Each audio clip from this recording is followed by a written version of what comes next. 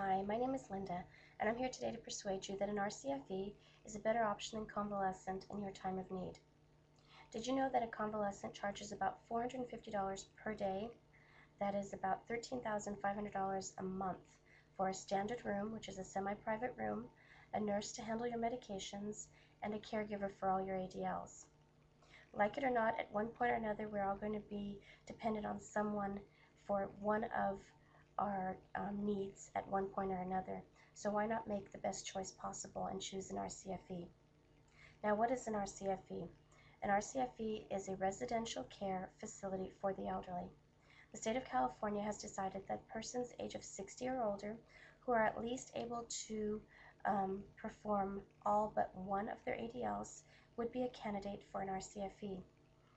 Therefore, if you're not able to dispense your own medications, but I can dress myself, I can feed myself, I can make my own meals, I can bathe myself, I would be a candidate for this type of facility.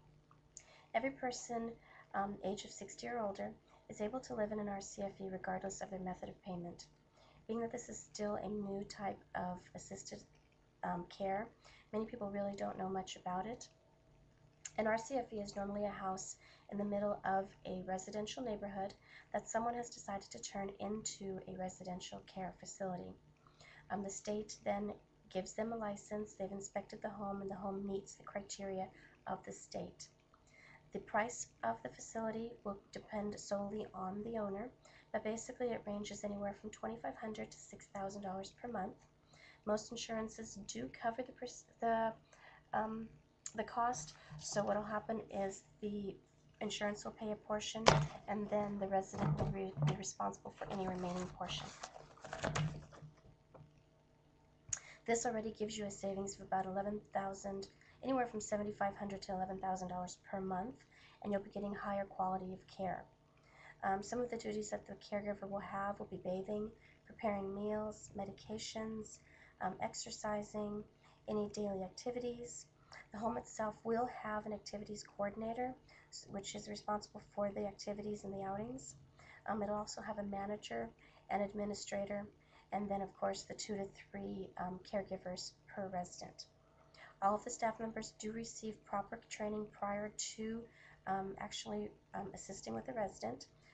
The state of California also includes an ombudsman, which is the advocate for the patient, so that if the patient has any grievances, any complaints at all, they will have the phone number to the ombudsman, as well as the families will also. So if they have any complaints, they can call the ombudsman also. The ombudsman is there to assure that the resident receives the best care possible and remains free of abuse at all times. The purpose of the home is to allow the resident to maintain as much independence as possible and actually live a good quality of life. Now let's see about the resident caregiver ratio. In a convalescent home, on the 3 shifts, 7 to 3 has a maximum of 10 residents per caregiver, 3 to 11 has 10 residents maximum, and the 11 to 7 shift has no more than 18 residents per caregiver. So if I was to take the day shift alone, if you had 8 residents for 1 caregiver, that resident will get no more than 45 minutes of total care throughout that day, and that's not even including the caregiver's lunch or break. So it's actually less than 45 minutes a day, and they're paying $450 per day for that less than 45 minutes worth of care. Then if I go to the RCFE, you have the 1 caregiver for every 2 residents. So now they're paying less per day, and they're getting at least 4 hours of total care throughout the day. Okay? Now let's talk about bed sores. First, I'm going to explain the stages of bed sores, and then we'll talk about the statistics.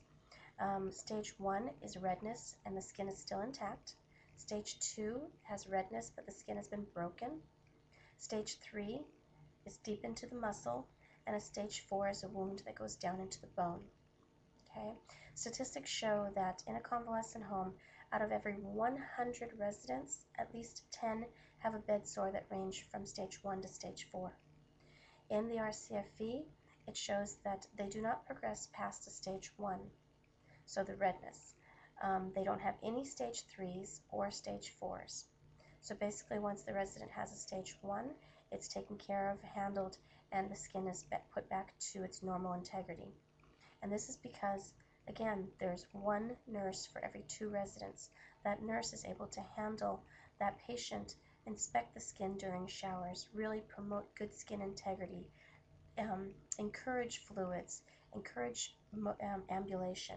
Whereas the convalescent home has such little time to give to each resident, they barely have enough time just to get them bathed and dressed. Okay, so again, bed sores are less likely to happen in an RCFE.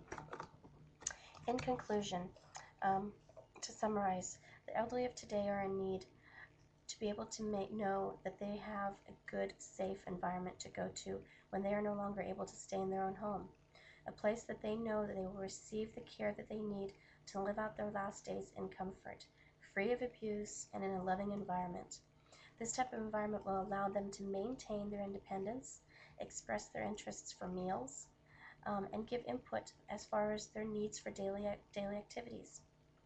I've explained to you now that the cost is about $7,500 to $11,000 less in an RCFE. The staff members, it's 1 caregiver for every 2 residents, so the resident is able to have more individualized care. Bed sores stage 1, which is redness only, the skin is not broken, whereas convalescent homes, you have stage 1 through stage 4s. Every 10 residents out of 100 have some sort of bed sore in a convalescent home. An RCFE will provide them with the comforts of home, and it will also give them the peace of mind to know that they will have 24-hour care at an instant. The costs will be determined by the owner of the building, so when you shop around, find out the cost that fits into your budget.